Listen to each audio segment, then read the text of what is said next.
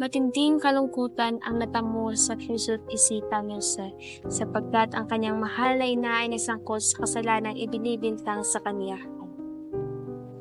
Di umano'y kasangkot si Teodora sa planong paglaso sa kanyang hipag na asawa ni Jose Alberto.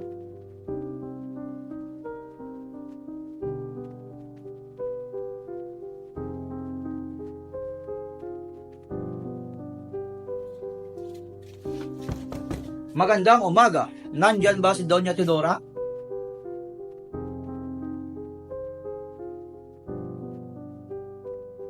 Ako si Chodora. Bakit? Ano po ang inyong nais at ako ayo'y naparito? Sumama ka sa amin.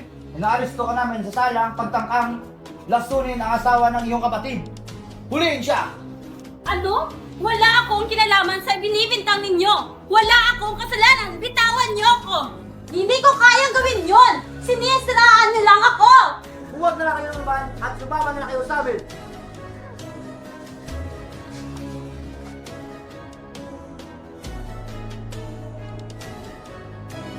Walang awa siyang hinatak palabas sa kanilang tahanan kasama ng mga Guardia Civil at pinaglakad ang kanyang kawawang ina mula Calamba hanggang Santa Cruz.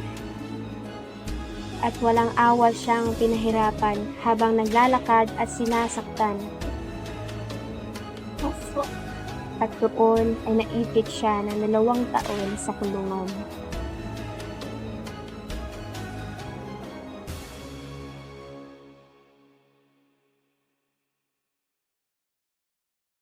Pepe, anong meron at nag-ayos ka sa iyong sarili? Kuya, nais ko sanang mag-aral sa Ateneo.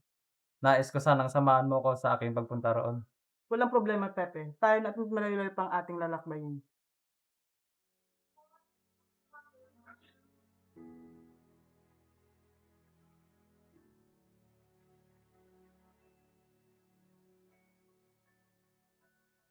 Ika-10 ng Hunyo, taong 1872, siya ay sinamahan ng kanyang kuya Pasiano upang kumuha ng eksaminasyon sa Ateneo. Noong una ay ayaw nilang tanggapin si Jose sapagkat siya ay nahuli na sa araw ng rehistrasyon. Ngunit, sa tulong ni Manuel Burgos, siya ay nabigyan ng pagkakataong makapasok sa Ateneo. At doon ay ginamit niya ang apelyedong Rizal sapagkat pinagsususpetsahan ng mga opisyal ng Espanya ang apelyedong Mercado. Hindi naging madali ang mga unang taon ni Jose sa Ateneo. Lubos siyang nahirapan na makamit ang matataas na grado upang matuwa ang kanyang nanang, na noong mga panahong iyon ay nasa piitan pa.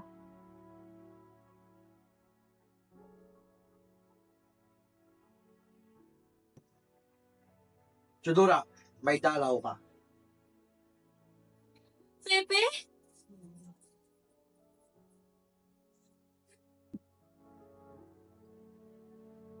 Kamusta na po kayo, nanang? Ako'y labis na nangungulila sa iyong biglaang pag-alis. Mabuti naman ang aking kalagayan dito. Huwag mo kung gaanong alalahanin, anak. Kumusta naman ang iyong pag-aaral sa Maynila? Mabuti naman po, nanang. Matataas po ang mga nakamit kong mga grado. 3 buwan na lang po at makakalaya ka na rito. Magsasama na ulit tayo. Sana nga magkakatotoo iyan.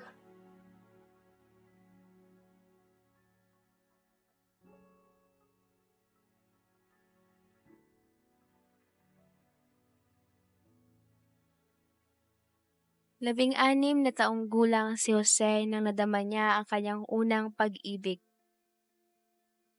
Sa dalagang nagngangalang Segunda Katigbak na taga Lipa, Batangas. Si Rizal noon ay papuntang Manila upang bisitahin ang kanyang lola at kasama niya ang kaibigang si Mariano Katigbak. At doon niya nakilala si Segunda. At agad siyang nabighani sa taglay na kagandahan nito.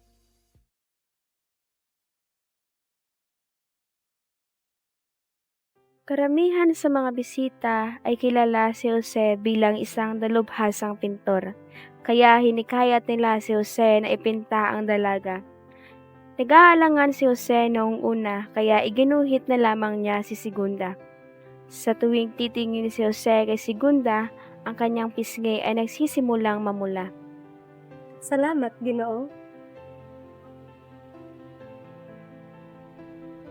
Noong nakatapos siya ng pag-aaral sa Ateneo, ay kinailangan niya nang bumalik sa kanilang bayan, kung kaya't kinailangan niya nang magpaalam sa dalagang unang nagpatibok ng kanyang puso.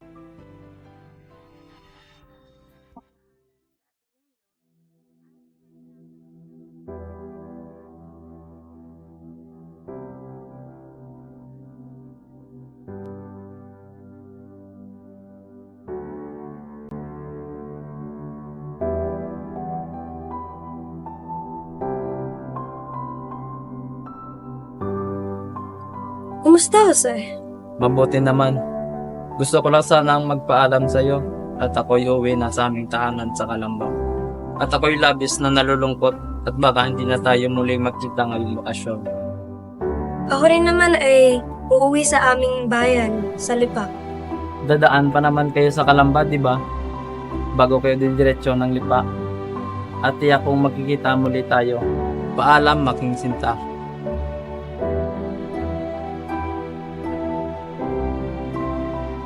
Sa hindi inaasahang pangyayari, nila ng kalakasan ng hangin sa Calamba noong si Segunda ay kasalukuyang paluwas na sa kanilang bayan, ay hindi na nakadaan ang kanilang sinasakyang bapor sa kanilang bayan kung kaya't hindi na sila muling nagkita pa.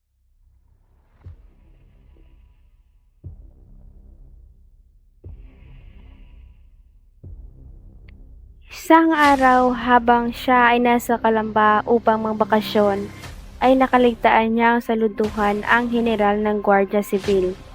Ilang hagupit ang kanyang natanggap at inilapit ang kaso sa Malacanang, ngunit hindi ito pinansin.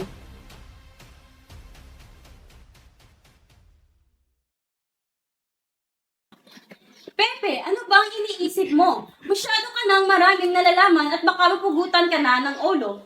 Francisco, pigilan mo nga iyang anak mo sa pinaplano niya.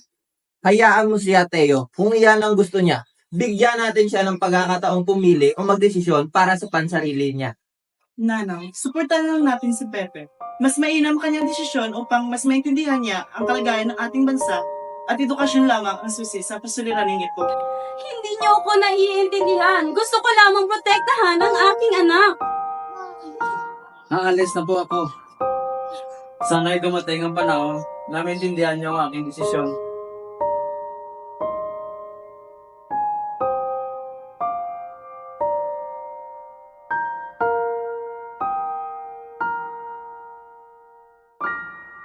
Ilang buwan ang lumipas matapos niyang makapagtapos sa Ateneo, ay nakapagdesisyon siyang kunin muna pansamantala ang kursong Pilosopiya at Literatura. Habang siya ay naghihintay sa desisyon ni Padre Pablo Ramon sa kursong na mabagay sa kanya.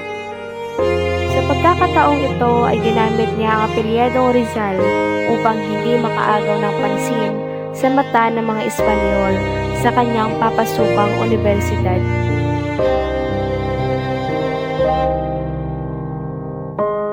Habang siya ay nag-aaral noon, ay nakilala niya ang isang kaakit-akit at mainhing dalaga na anak ng kanyang tiyo Antonio Rivera na si Leonor Rivera.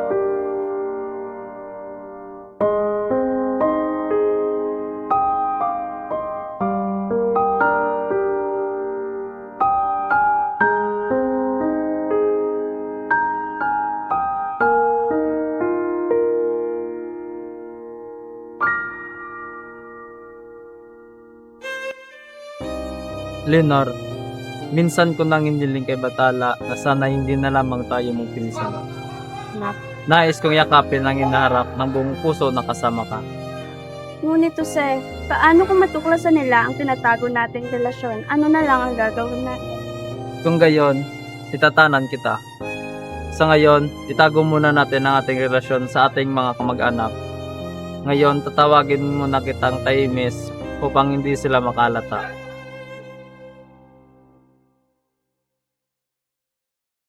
Naging makulay at masaya ang bawat araw na lumipas habang sila'y magkasama at mababakas sa kanilang labi ang labis na tuwa.